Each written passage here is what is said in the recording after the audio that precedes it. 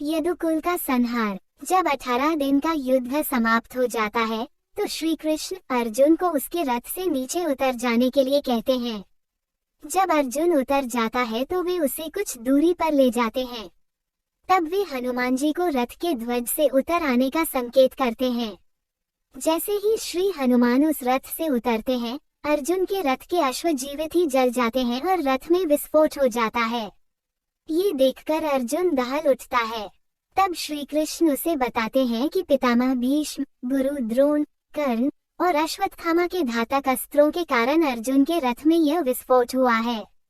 यह अब तक इसलिए सुरक्षित था क्योंकि उस पर स्वयं उनकी कृपा थी और श्री हनुमान की शक्ति थी जो रथ अब तक इन विनाशकारी अस्त्रों के प्रभाव को सहन किए हुए था। महाभारत के युद्ध के पश्चात सांत्वना देने के उद्देश्य से भगवान श्री कृष्णचंद्र जी गांधारी के पास गए। गांधारी अपने 100 पुत्रों की मृत्यु के शोक में अत्यंत व्याकुल थी।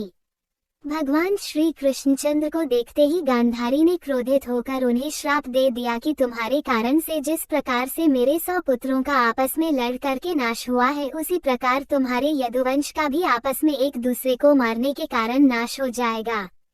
भगवान श्री कृष्णचंद्र ने माता गांधारी के उस श्राप को पूर्ण करने के लिए यादवों की मति को फेर दिया।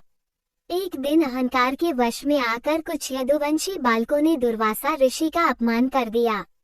इस पर दुर्वासा ऋषि ने शाप दे दिया कि यादव वंश का नाश हो जाए। उनके शाप के प्रभाव से यदुवंशी पर्व के दिन प्रभास क्षेत्र में आए। पर्व के हर्ष में उन्होंने अति नशीली मदिरा पी ली और मतवाले होकर एक दूसरे को मारने लगे। इस तरह से भगवान श्री कृष्णचंद्र को छोड़कर एक भी यादव जीवित न बचा। इस घटना के बाद भगवान श्री कृष्णचंद्र महाप्रयाण करके स्वधाम चले जाने के विचार से सोमनाथ के पास वन में एक पीपल के वृक्ष के नीचे बैठकर ध्यानस्थ हो गए। जरा नामक एक बहेलिये भूलवश उन्हें हिरण समझकर विषयुक्त बाण चला दिया जो कि उनके पैर के तलुवे में जाकर लगा और भगवान श्री कृष्णचंद्र स्वधाम को पधार गए।